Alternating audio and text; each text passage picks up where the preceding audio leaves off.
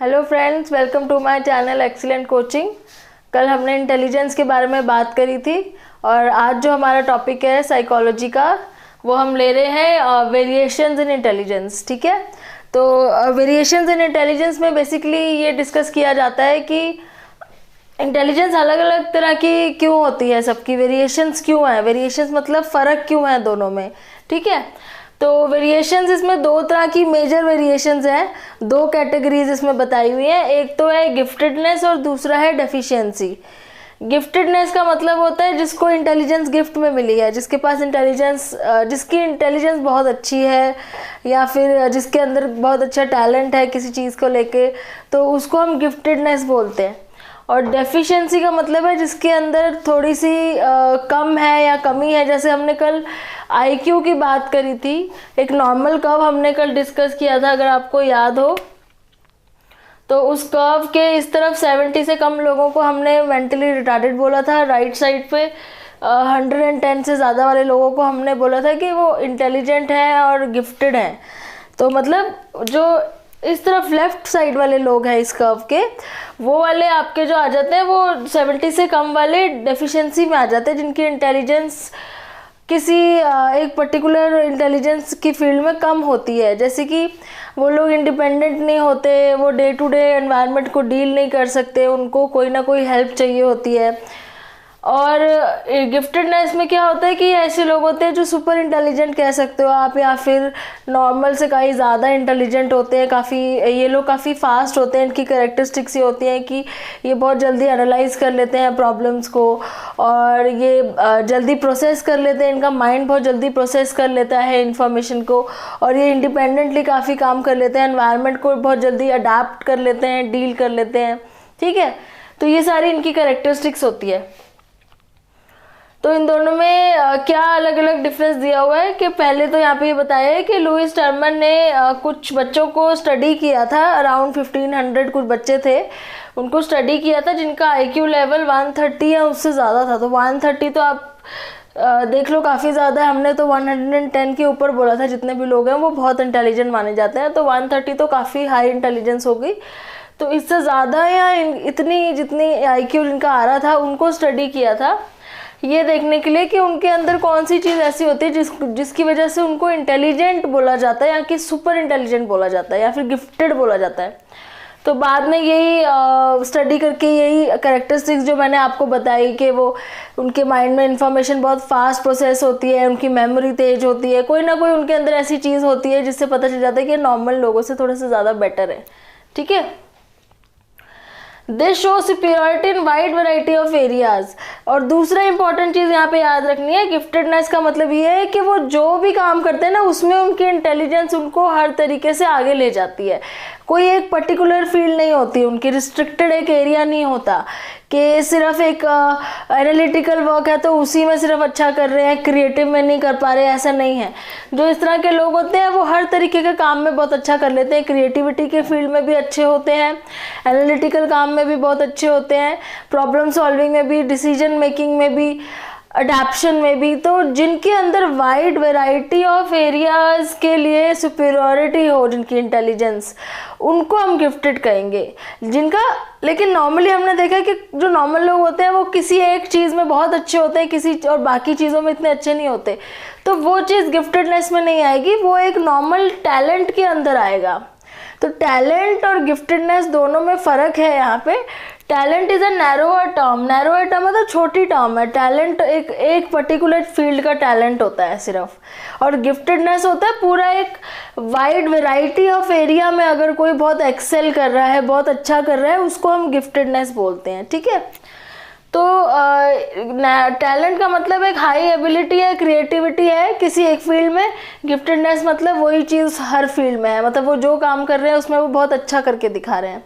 और जो काफ़ी हाईली टैलेंटेड लोग होते हैं उनको हम प्रोडिजीज भी बोलते हैं।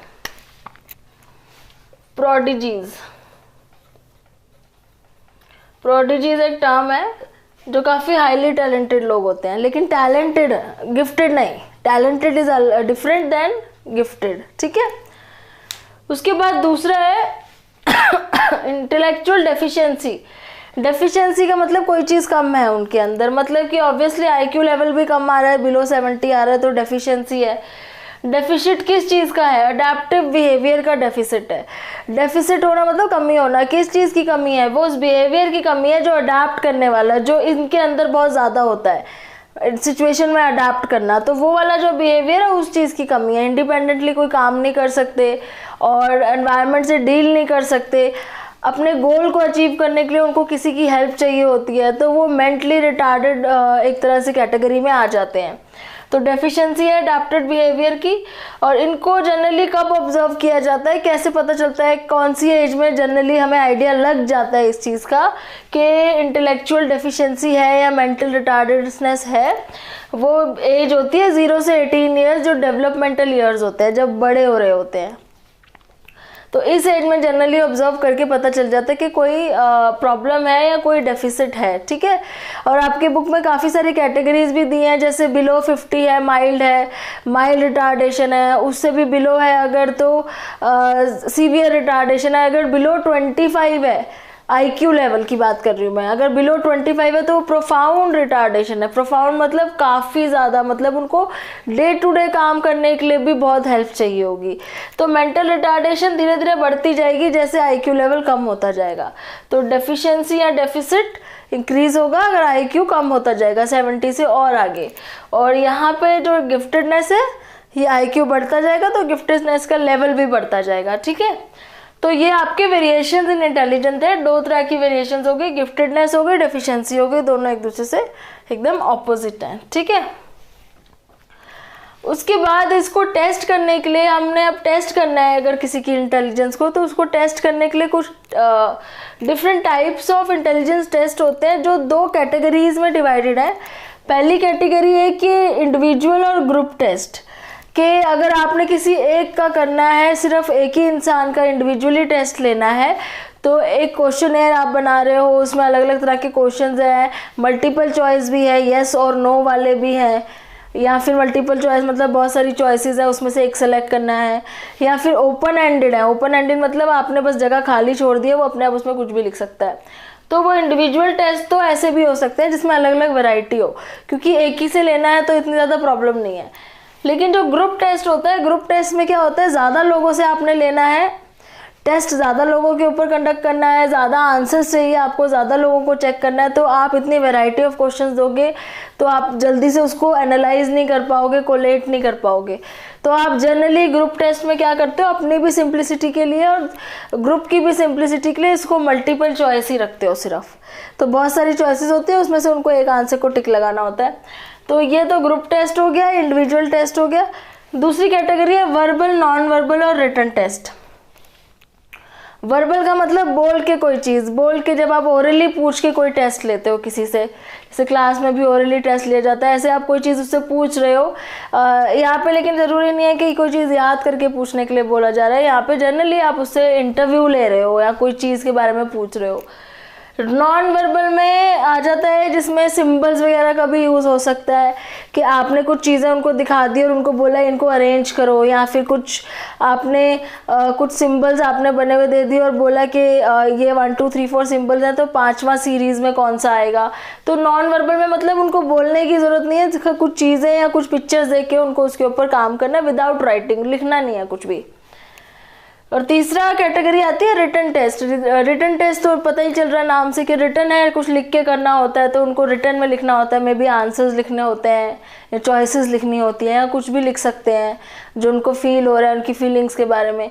तो बेसिकली ये 2 कैटेगरीज है जिसके जो इसके अंदर हम अभी और डिटेल इसके आगे पढ़ेंगे। तो ये 2 कैटेगरीज आपकी टाइप ऑफ टेस्ट है, और ये वेरिएशन इन इंटेलिजेंस है जिसमें आपको ये ध्यान रखना है कि 130 से अबव गिफ्टेडनेस हो जाएगी और 70 से बिलो डेफिसिट हो जाएगा। और इसके अंदर जो आपके बुक में चार्ट दिया हुआ है कि माइल्ड रिटार्डेशन होती है, फिर सीवियर होती है, और बिलो 25 प्रोफाउंड हो जाती है, तो वो बहुत ज़्यादा रिटार्डेड होता है। तो अभी हम आगे अब नेक्स्ट वीडियो में अभी हम इसके बारे में डिस्कस करते हैं कि वर्बल नॉन वर्बल के कुछ एग्जांपल्स और ये कैसे होता है। तो keep watching my video and thanks for watching, share and like it, thank you.